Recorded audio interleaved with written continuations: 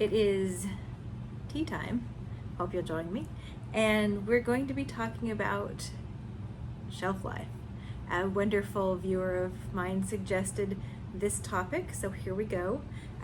It's always very interesting to think about, is this a scam by companies to make us buy more? Is it real? Are we just going to be sniffing things, and if they smell weird, it's time?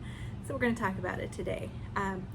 Before we start out, I'm going to just preface what they say is the general shelf life for things. And with everything, this is very individual. So much depends on any number of variables about how fast your cosmetics and skincare will actually end up needing to be replaced. So the first thing with skincare, if it's unopened, they're saying 1 to 3 years. If it's been opened, about 1 year. If it's all natural, it could be 2 to 9 months. Eyeshadows, it's between, usually the manufacturers say 12 to 18 months. Give or take, it's about 2 years is what they assume. And then things like mascara, 2 to 4 months. And actually, this is one thing that I would agree with the suggested manufacturer's replacement cycle, that probably 4 months is pretty good. And we'll talk about why. So when we talk about shelf life, things are biodegradable, meaning, and we want that. We want things that are not going to be like the Twinkie on the shelf of the bomb shelter that never ages. We want these things not to be so full of preservatives that they're doing interesting and weird things to us. But the way things age out, there's 3 different categories that I want to be talking about with this. Degradation, dehydration, and contamination. Those 3 issues. With degradation, the product degrading, there are basically 3 things that I want to talk about: air, light, and heat. Contamination is also part of that degradation, but it's going to have its own category because it's that special. So let me start out with the idea of fragrance, because this is something that these elements also apply to a lot of the other things in skincare and cosmetics. Because fragrance is, for the most part, oils suspended in, for the most part, alcohol. Sometimes they are suspended in other things that are, like for example, the hair mists that are a different type of humectant. And whatever that humectant is will also make it different in how it degrades. But the basic things, the air, light, and heat. Air. Most of your fragrances want to be in an airtight packaging, either an airtight aerosol, or if it's just pure fragrance oil, it wants to be capped tight, because any access from air to the oil will start the process. Nothing's oxidized, oxygen ends up degrading fragrance and fragrance oils. Think about nuts. If you leave your nuts out, walnuts, let's take walnuts to be specific. If you take walnuts are a very oily nut. And so they tend to go rancid faster than maybe some of the other nuts, like an almond that's not as oily. If you are a budding scientist, or you have a young budding scientist at home, you can do tests on degradation and how fast it takes something to go rancid for oils. But this also works for fragrance too. Any of those oils can age and start smelling off, smelling weird. So air is one of the number one aging factors with that. If you have something that's like a roller ball, even though that's trying to be a little more airtight and has a closure to it, things like that are going to age a little faster. The next thing is light. Now if at the end of the holidays, they're trying to sell you the bottles that have been out as display. Oh, they've never been opened, they're fine. But they have been exposed to consistent light, and possibly heat from the lights, depending on how close they are to the light source. And that will actually change the color often of your perfumes. You can tell by looking at them, they're not quite the same color. So if you have your fragrances displayed in direct sunlight, over time, oddly enough, that will age things. Light being both a particle and a wave. I don't know how it works, but I'm here to tell you that with on the Chanel counter, the products, the fragrances that were always displayed ended up lightening in color because of light exposure. So it's a thing. And then the third thing is heat. Heating anything with the emollients or oils will start to degrade those at a faster rate. The worst place to put your fragrance is in a non-airtight container in your car glove box, where it's likely to get super hot. Anytime that you're going to be applying heat, you can generally keep it in your bathroom, away from the shower. But for fragrances, to try and keep them from being heated. For most of this stuff, the idea is if you're storing stuff in a cool, dry place, because moisture, in some instances for some cosmetics, will age them faster, or will end up aiding and abetting the contamination process. So that moisture is kind of like a secondary thing, but it doesn't necessarily, like with skincare necessarily, but it's more like your powder cosmetics, or your with the oil based with that, if it gets overheated.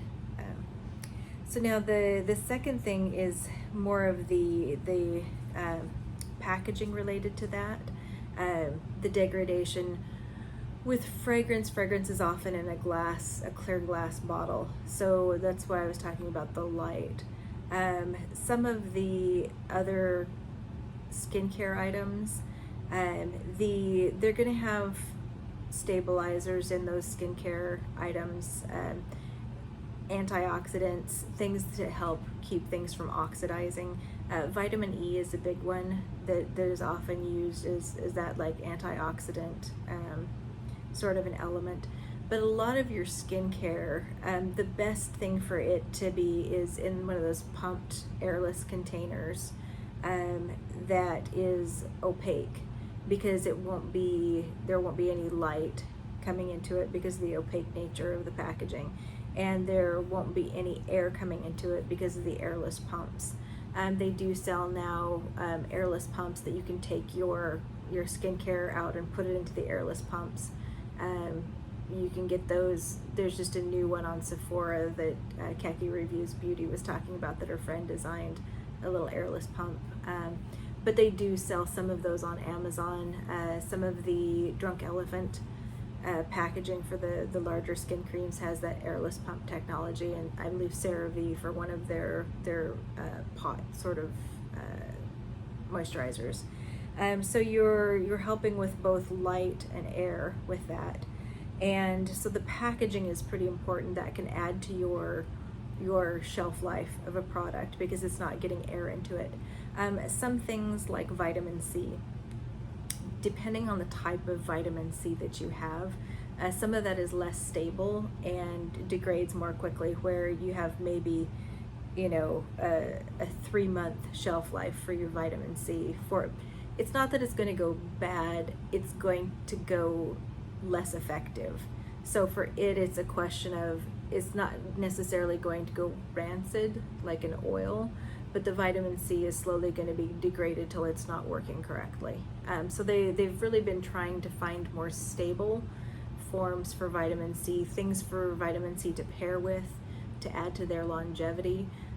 So a lot of times that vitamin C issue of longevity, that's a pretty deep dive, because the idea is the efficacy of the vitamin C.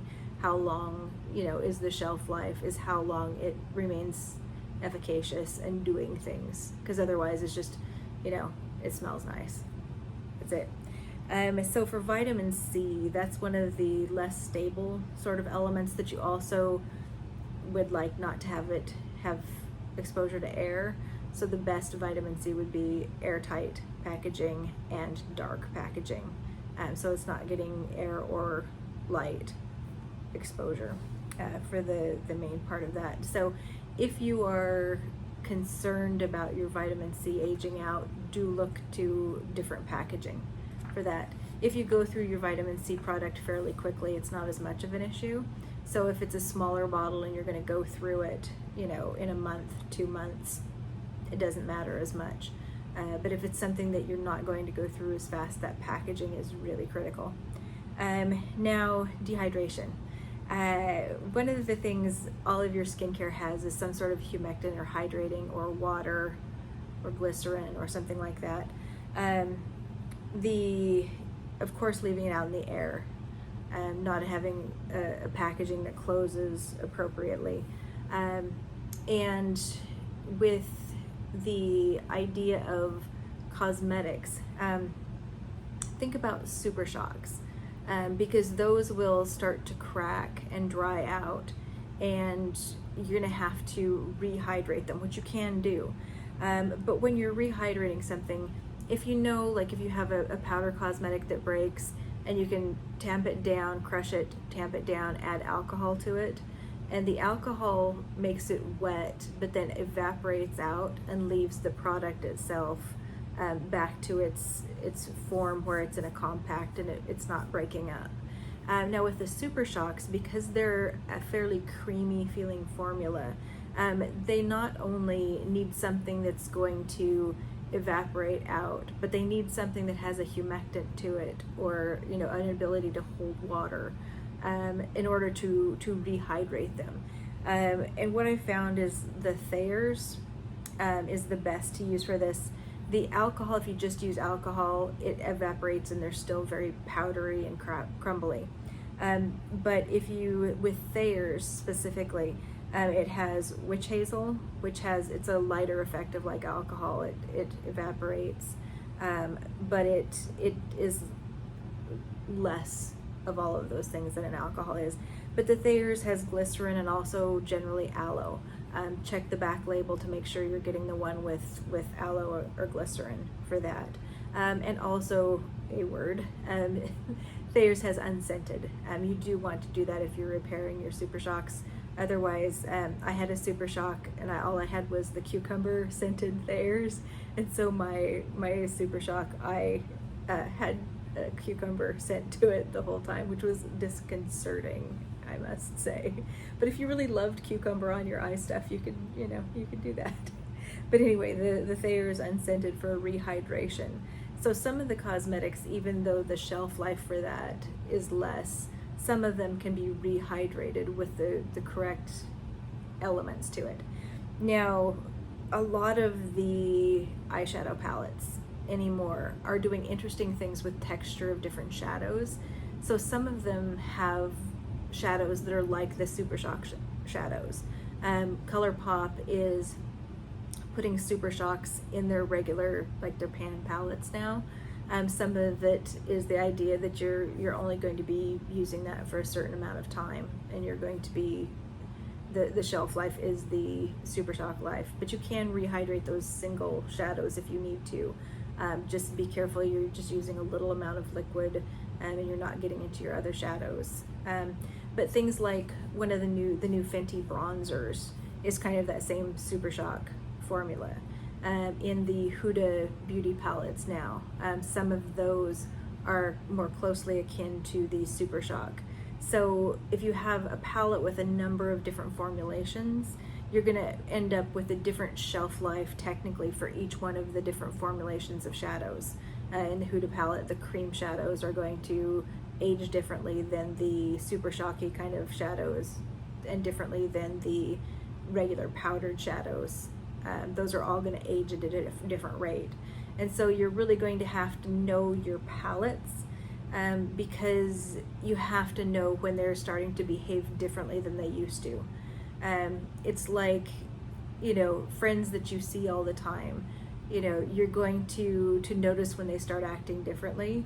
If you haven't seen them in a while, there's always that, well, maybe maybe they always acted this way and I just never knew it. But if you see them every day and then suddenly they're all crazy, you're like, okay, this is going sideways. And it's kind of like your palettes. If you have a large collection that you never use, it's going to be harder for you to tell when something isn't doing as well as it used to.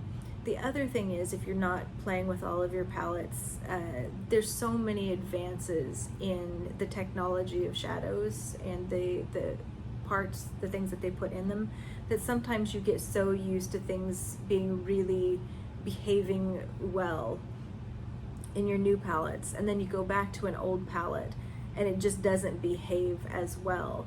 And it's maybe not necessarily because it's aged out, but because it's an old formulation that's not as good as some of the new ones. And so in that case, it's not technically that it's bad, but it's just kind of not as great. Some of them, but if you know your palette and you know it's always been smooth and suddenly it starts feeling usually dry, like it's not as emollient feeling or smooth feeling as it used to. It's more crumbly, more flaky. A lot of times that means that your shadow is aging out. It's losing some moisture to it, and maybe it's not necessarily a formulation that you can rehydrate. It's just getting to be where it's aging out. And that's just a fact of knowing your palettes to be able to feel those. Now, the last category is contamination. This could be mold, yeast, fungus, bad bacteria. I preface that as bad bacteria because some of the new products that have probiotics in them, technically that's bacteria. And with contamination, most things are formulated with the idea of an antimicrobial. In some cases, some of the natural products are like, it's a cinnamon oil that's acting as an antimicrobial.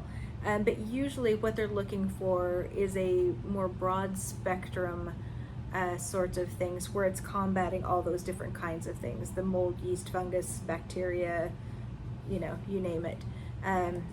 Things that grow, and generally it's the whole heat and moisture. So if you're storing things, the cool and dry. But in your skincare, because it's a moist environment generally, that's a haven that could be for microbes, bacteria, etc. So they try and formulate them with some things that work as natural and antimicrobials or synthetic antimicrobials. Technically the five most common, the first two are going to be very familiar to them. They're parabens and formaldehydes. The parabens, some of the companies will argue that it was only one study that showed parabens to be difficult, but people have decided that parabens are bad, and so they're just going to believe they're evil. This is always the, is it better to be safe than sorry? But parabens have really, they're being phased out in a lot of the products. And then formaldehydes as well. You can get fingernail polish now that's like the 7 free or 10 free. Formaldehyde used to be, absolutely in every fingernail polish, and now it's not, luckily. If you remember from biology and doing any dissection of things, that smell of the formaldehyde, or the things that are embalming of things, that's the same kind of an element to it. But formaldehyde was like one of the top 5 for helping out with these things. The 2 of those you're probably not going to hear a lot about. Isothiazolinones, and then phenolxalazones. I'm not pronouncing that correctly at all. My pronunciation today is completely off. I've been trying to master the MAB drugs for asthma, and that's where my brain and my tongue are all at. But the 5th most common one you will be familiar with if you've been reading labels. Organic acids. This is like sodium benzoate. So that should be fairly familiar to you. But the idea that things get contaminated and therefore they start breaking down, this is where we get into the, if it's not gone rancid, meaning that it's an oil that's gone rancid, that'll smell a certain way. But the idea with contamination will also do that. Anytime it's changing color, consistency, smell, those can either be just the aging of, from the for the oxygen, the air, the whatever, or it could be contamination. Now, you should also always wash your hands, warm soap and water before you're handling things. Your brushes you should clean regularly. Also, if you have like the Sigma switch and you're changing your, getting your eyeshadow off of it, consider also occasionally spraying a paper towel with a little bit of alcohol and rubbing that over your brush if you're not going to be washing them regularly. Consult your brush care. I don't want you to do anything that would harm your brushes, but that's one of the ways to take off things. Your eye area is very sensitive and important, and it's very easy for things to get in that way. So you want to make sure that your cleaning is regular and well done. Also, eye pencils, you should sharpen those regularly. If you're getting your makeup done, you kind of want to do your best to make sure that they're following certain regular preparedness, and COVID has actually helped this. People are less likely to abuse or be lazy about certain elements. But you always want to be sharpening eye pencils. If somebody is doing makeup, I would recommend using your own mascara or buying the mascara that they're going to use. If they're doing it on a counter, they should have the disposable mascara wands. So they should only take one daub in with that wand. If they have to go back in, they need a new wand to go back in with, and you have to know that everybody has been doing their due diligence to do that. Mascara has a shorter shelf life because it's a moist environment that is able to, because it's right around your eye, you want to make sure that if there's any elements of possibilities of contamination, that you're not giving it a long time to grow in this dark, moist environment. The idea being that anything that's going near your eyes, you should be even more conscious of, and especially in this case, the idea of air is going to make your mascara less wet, which in some cases with some formulations you want it to have a little air in it. You don't want to be pumping it full of air, but you want a little more air so you're drying it out. But the idea being that it's always going to be moist. Sorry for those of you who don't like the word, but it's always going to be a damp environment. And in this case, having the air to it is not necessarily helping it, because it's not going to get sunlight to help it kill microbes. It's just going to be air, and air is probably not going to kill the microbes. And it's very important for it not to have a long time to sprout anything, basically. So your mascaras, when they say 2 to 4 months, for me, 6 months is kind of the capper. I am the only one that uses my mascara, so I don't have to worry about other people coming in and using my mascara. Mascara is one of those things that you should not share, just because of that highly high level of possibility of contamination. Your eyeshadows, you should always be using a clean brush, if at all possible, in your eyeshadows, a clean finger in your eyeshadows. If you're sharing a palette, you should have regular elements of going through and sanitizing, just to keep down that idea of contamination. And I feel like with most things anymore, you want to have, even if you have multiple younglings at home that would have makeup to share, you want to try and keep things as individual as possible, because you can't guarantee that one person to the other will be as cleanly, be as regular, whatever. So even if you're just getting smaller, cheaper things, but having them be individual to each person, that's actually probably better at this point as far as contamination goes. But so for me, in my planning for mascara, I just bought from HSN. They had a coupon for 25, I think it was 20% off an item. My Better Than Sex mascara set was on sale already. I got an extra 20% off of it, and now because I bought a multiple pack set of them, I got them for about half off. So I'm getting the Better Than Sex mascara for the same price as the L'Oreal, the Lash Paradise. So I have backups that I don't have to try and stretch things out because of the price or because I don't have it and I have to go buy it. I've got those. I have the area to store them, and so I'm going to have mascaras that it's very easy to make. I know, okay, we're at that point. It's not feeling as, as luxurious as I'm applying it, so I feel like it's drying out a little bit. It's not behaving as regularly, and I know we're hitting that 4 to 6 month mark, and I don't feel any guilt about throwing it away and starting with a new one. And having guilt be not on my back is really, goal.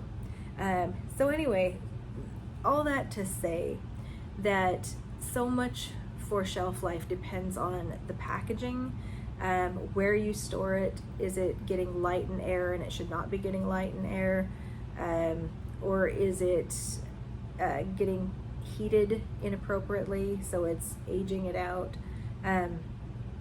Anytime that it's dehydrating something that should stay hydrated, sometimes depending on the formula you can bring that back from the grave, and other times it's just like, that's done for.